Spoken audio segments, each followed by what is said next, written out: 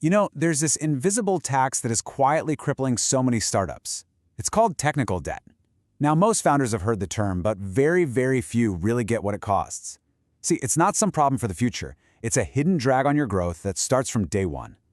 So let's break down what it really is and why it matters so much. Okay, I know what you're thinking. This goes against basically every startup mantra you've ever heard. We're always told to move fast and break things, right? But this quote here, it suggests the real danger isn't a lack of speed when you're starting out. No, it's something way more subtle, a danger that just quietly compounds over time. So, if being slow isn't the thing that kills startups, what is? What's this trap that so many promising companies fall right into, a lot of the time, without even seeing it coming? Well, it all starts with a huge misunderstanding. Let's call it the future problem. This is all about the common, and honestly, the pretty dangerous way most of us are taught to think about technical debt. Most startups see technical debt exactly like this. It's the messy code, the shortcuts you took to ship a feature a little faster, all those little things you promised you're going to clean up later. It's a problem you basically just kick down the road for your future, more successful self to deal with. Yeah, we treat it like a financial loan or something.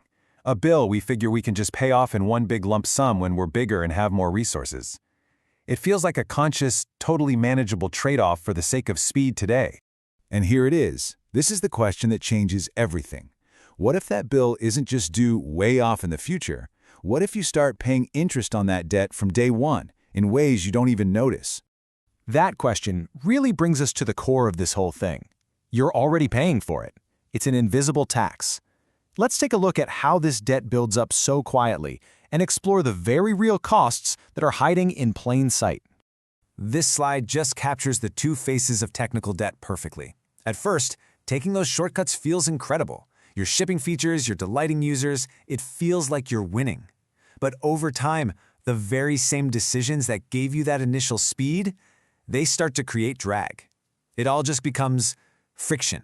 So what does this friction actually look like? Well, it's not just one thing. It's an invisible tax with 4 key payments. First, your product evolution slows to a crawl because the system itself starts to resist change. Second, your engineers end up spending all their time just on maintenance, keeping the lights on instead of building new value. Third, the product loses all its flexibility, and even tiny changes require this massive effort.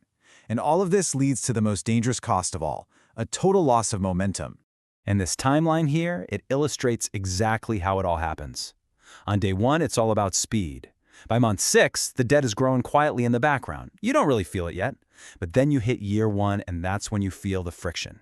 Features that used to take days now take weeks. And if it's left unchecked by year 2, you can hit a complete stall where your system is so brittle that it resists almost any change you try to make. And that brings us full circle, right back to that first idea. Startups don't fail because they were too slow out of the gate. They fail because the very engine they built for speed eventually seizes up and just grinds them to a complete halt. This all means we have to completely reframe the entire problem. Technical debt isn't just some engineering issue, it's the real growth constraint for your business. This is probably the most important takeaway here. We have to stop thinking of technical debt as this abstract problem we can just hand off to the engineering department. It is not just a technical issue. It's a growth constraint.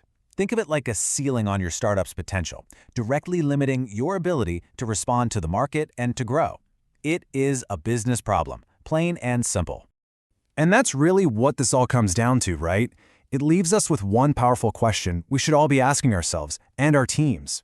Is the speed you're celebrating today secretly building the friction that's going to bring you to a standstill tomorrow?